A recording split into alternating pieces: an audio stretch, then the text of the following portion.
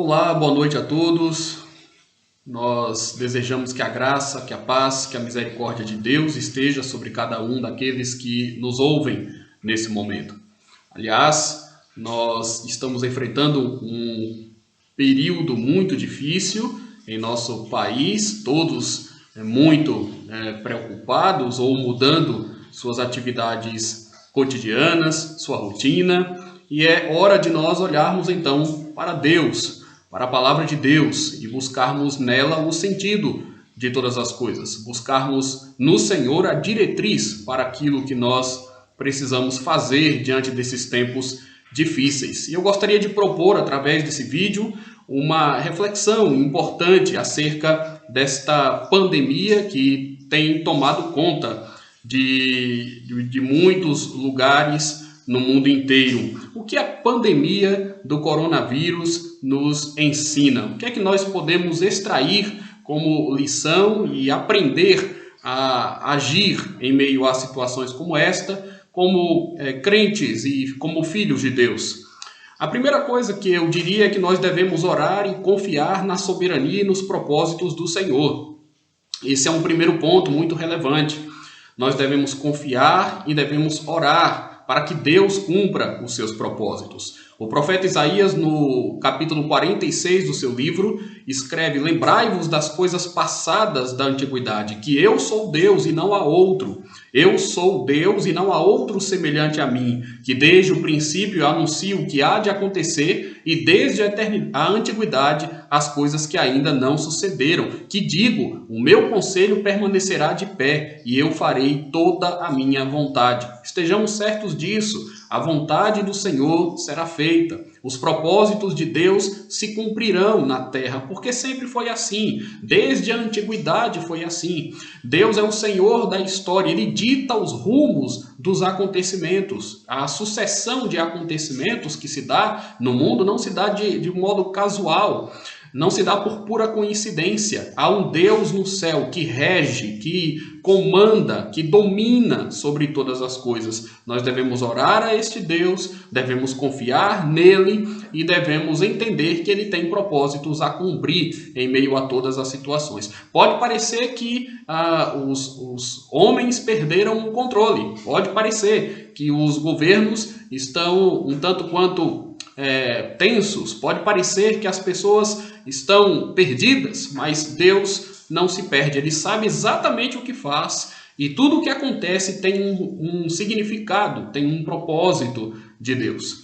Segundo aspecto importante que nós precisamos levar em consideração é que nós também devemos definir melhor as nossas prioridades. A situação do momento nos força a repensar, talvez, as nossas prioridades. O Senhor Jesus, em certa ocasião, falando aos seus discípulos, disse: por isso vos digo, não andeis ansiosos pela vossa vida, quanto ao que haveis de comer ou beber, nem pelo vosso corpo, quanto ao que haveis de vestir.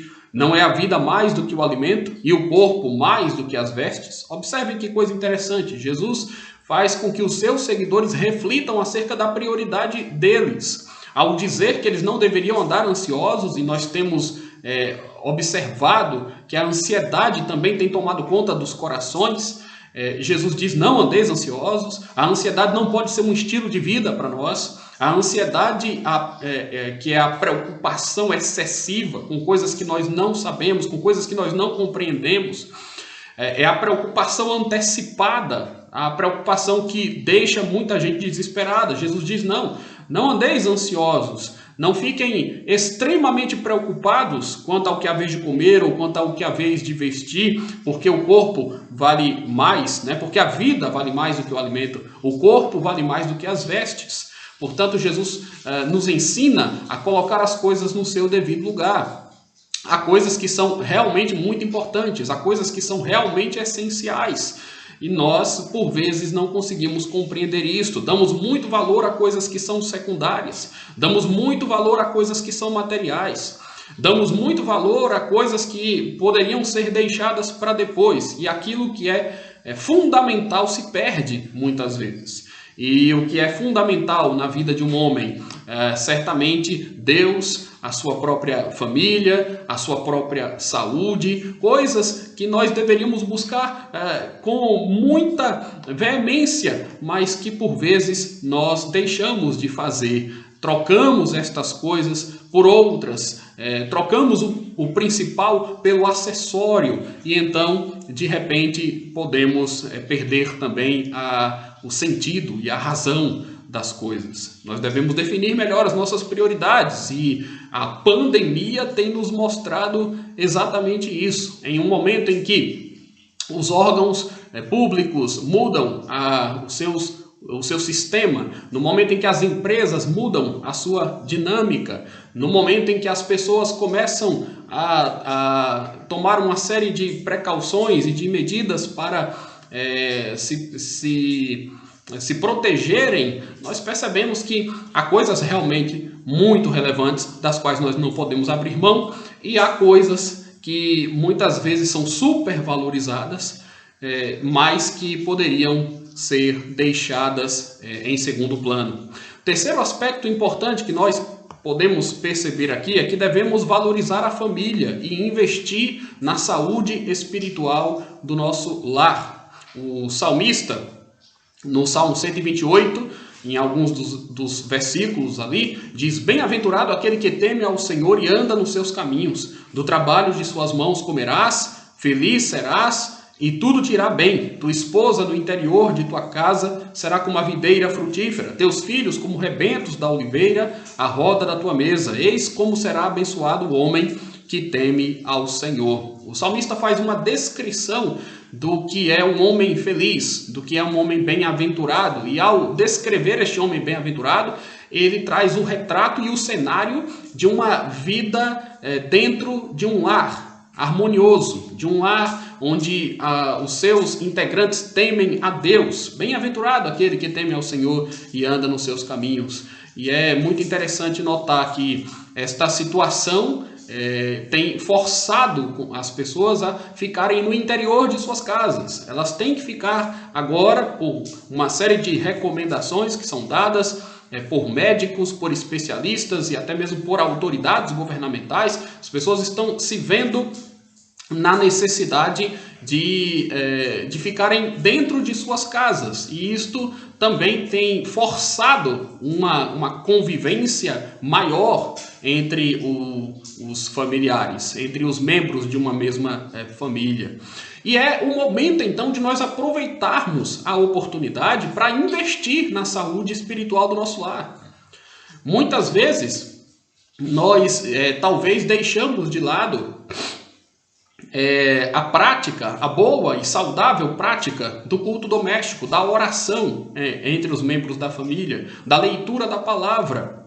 Mas agora, com tempo suficiente para isso, agora sem ter que se lançar por muitas horas em trabalhos que exijam uma distância física entre os membros da família, nós percebemos que talvez esse seja um momento bastante apropriado para retomarmos esta prática dos cultos nos lares, da vida espiritual, da oração entre os membros da família. Portanto, que nós tenhamos a condição e a sabedoria para criar hábitos sólidos e consistentes, de tal modo que quando essa pandemia cessar, de tal modo que quando esse mal diminuir, nós já tenhamos a prática consolidada de cultuarmos a Deus juntamente com os membros da nossa família, porque tudo tem parado, né? Tudo tem andado muito, a cidade tem andado muito deserta aí fora, e as pessoas dentro de casa podem ter uma vida muito dinâmica com Deus e entre os membros de sua própria família. Portanto, esse é o momento de valorizarmos, de revalorizarmos, de notarmos a importância da convivência familiar, que muitas vezes é deixada também de lado. Em quarto lugar, nós aprendemos que devemos valorizar mais o culto e a comunhão com o povo de Deus. O salmista, no Salmo 42, diz: lembro-me destas coisas e dentro de mim se me derrama a alma, de como passava eu com a multidão do povo e os guiava em procissão à casa de Deus, entre gritos de alegria e louvor, multidão em festa. Por que está abatida, ó minha alma? Por que te perturbas dentro de mim? Espere em Deus, pois ainda o louvarei, a Ele, meu auxílio e Deus meu. O salmista, por alguma razão, nós não sabemos ao certo, estava sendo privado da vida comunitária ao lado do povo de Deus. Por alguma razão ele não podia ir ao templo, por alguma razão ele não poderia participar das festas, das celebrações que traziam alegria pelo fato de ele poder desfrutar da presença dos seus irmãos. E ele diz aqui que estava triste, que se lembrava daqueles momentos felizes de quando ele estava ali com o povo de Deus, com a multidão em festa. E a sua alma agora está abatida, um tanto quanto perturbada, mas ele exorta a si mesmo dizendo: espera em Deus, porque eu ainda o louvarei. Espera em Deus, Ele é o meu auxílio e Deus meu. Eu sei que muitos irmãos também estão um tanto quanto tristes, eu sei que muitos irmãos estão lamentando o fato de nós estarmos nesse momento temporariamente impossibilitados de nos ver presencialmente, pessoalmente, de nos abraçarmos, porque isso faz parte da vida cristã. Conhecermos a Deus, estudarmos a sua palavra, compartilharmos experiências, desenvolvermos e aperfeiçoarmos os nossos laços de fraternidade e de amizade. Isso sem dúvida nenhuma, um motivo de grande alegria para aqueles que temem a Deus e para aqueles que estão entre o povo de Deus. Mas, ao mesmo tempo, meus irmãos e meus amigos, isso deve nos levar a um raciocínio importante, porque muitas vezes, em muitas situações, nós percebemos que as pessoas negligenciam essa responsabilidade, esse compromisso de buscarem a Deus, de virem à igreja, de participarem dos cultos, de estarem na escola dominical, de participarem dos estudos bíblicos, das reuniões de oração. As pessoas negligenciam isso muitas vezes, exatamente pela inversão de valores que em muitas ocasiões se criam. E as pessoas se afastam dos caminhos de Deus, ou as pessoas, de algum modo, desvalorizam esse momento que é tão singular, que é tão importante, que é tão sublime, porque nós fomos criados para adorar a Deus, porque o culto é a razão da existência da própria igreja, as celebrações, os momentos de comunhão que servem de alimento para a nossa alma, que servem de consistência para a nossa vida. Portanto, a convivência com os nossos irmãos é algo importante também na nossa vida cristã. E quando nos vemos privados de desfrutarmos desses momentos, quando estamos distantes do culto público, quando estamos distantes do ajuntamento solene do povo de Deus, isso sem dúvida nenhuma traz tristeza ao nosso coração. Mas ao mesmo tempo deve nos levar à reflexão, no sentido de que nós devemos estar mais empenhados nisso. Quando essa epidemia passar, que nos envolvamos mais, que sejamos mais assíduos, mais frequentes, que tenhamos esse compromisso diante de nós, esse dever diante de nós, como uma grande bênção que Deus nos concede. Porque muitas vezes é quando deixamos de desfrutar destas bênçãos, ou quando estas bênçãos se tornam, de algum modo, mais difíceis para nós, é que nós percebemos o valor e a importância que elas têm. Portanto, serve de aprendizado. Vamos valorizar mais o culto, vamos valorizar mais a comunhão com o povo de Deus.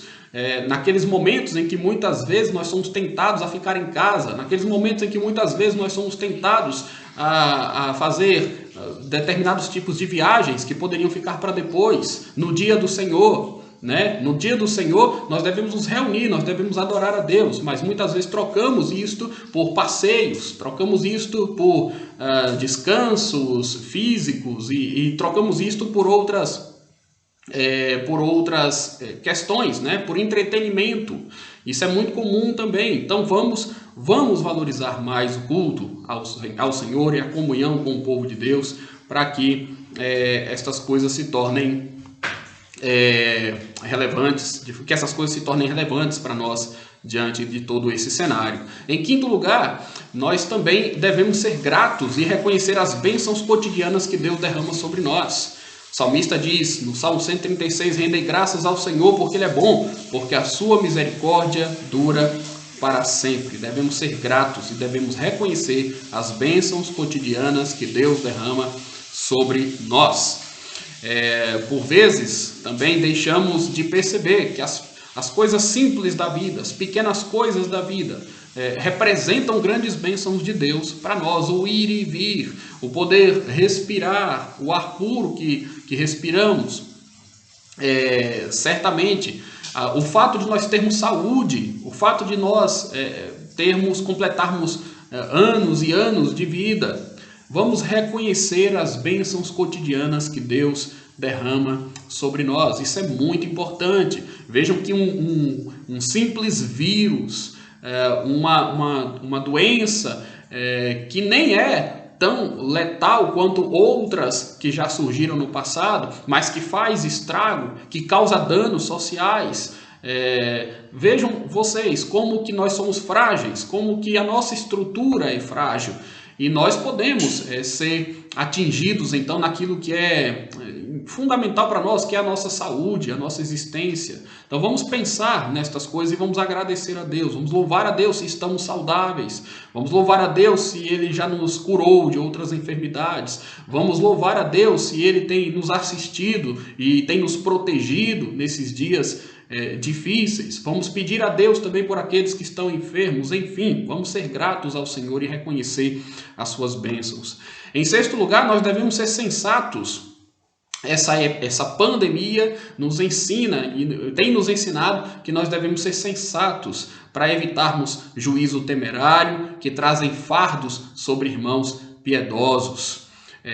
Muitas medidas de precaução precisaram ser tomadas por igrejas, por lideranças espirituais e infelizmente muitos destes pastores, destas igrejas foram alvos de críticas e de críticas insensatas, de pessoas que talvez não conseguiram entender muito bem o problema ou que espiritualizaram demais a situação e de uma forma indevida. Nós devemos ser sensatos para evitarmos juízos temerários.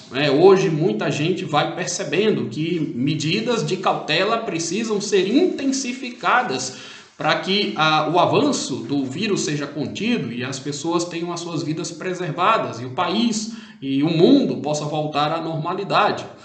Tiago diz na sua epístola: sabeis estas coisas, meus amados irmãos, todo homem, pois, seja pronto para ouvir, tardio para falar, tardio para se irar.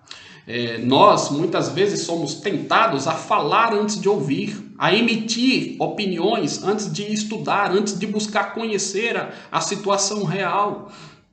Nós deveríamos ser mais prudentes em situações de exceção, em situações de grande magnitude, em situações extremamente delicadas. Nós deveríamos ser mais cuidadosos, deveríamos ser mais sensatos para evitar juízos temerários e para evitar, como eu falei, lançar sobre irmãos fardos pesados. A acusação de falta de fé, a acusação de falta de confiança em Deus certamente não é compatível, com esse cenário que estamos vivendo. É o momento de nós darmos bom testemunho, é o momento de nós demonstrarmos amor pelas pessoas também, evitando um contato pessoal, orando por elas, e recomendando medidas para que elas também protejam a si mesmas, suas famílias e as pessoas com quem elas têm naturalmente mais contato. Em sétimo lugar, nós aprendemos com esse panorama que devemos refletir sobre a nossa finitude e sobre aquilo que nos aguarda na eternidade. Salmo 90 diz: Senhor, Tu tens sido nosso refúgio de geração em geração. Antes que os montes nascessem e se formassem a terra e o mundo, de eternidade a eternidade, Tu és Deus. E um pouco mais adiante ele diz: pois todos os nossos dias se passam na tua ira e acabam-se os nossos anos como um breve pensamento. O Senhor, Deus, é eterno, nós somos finitos, não é? Mas de geração em geração ele é Deus. Antes mesmo que os montes se formassem, antes mesmo que a terra e o mundo viesse à existência, pela própria ordem, pela própria palavra e pela própria determinação de Deus, ele já era, desde sempre, ele é e sempre será o Senhor de todas as coisas. Mas os nossos dias aqui nesse mundo passam e chegam ao seu final. Os nossos anos terminam como um breve pensamento. De repente, muito rapidamente, de uma forma surpreendente, é possível que as nossas vidas deixem de existir. É possível que nós desfaleçamos, é possível que nós adoeçamos, é possível que nós soframos acidentes, é possível que nós já não tenhamos vigor, porque é isso que é a vida humana, uma neblina que se dissipa, é muito rápido, os anos passam muito rápido, os anos acabam muito rápido. Portanto, nós devemos refletir sobre a nossa finitude, devemos refletir sobre o tempo, devemos refletir sobre a eternidade com Deus, porque é isso que fica no final e fica para sempre. Como tem sido sua vida com Deus, sua comunhão com Deus?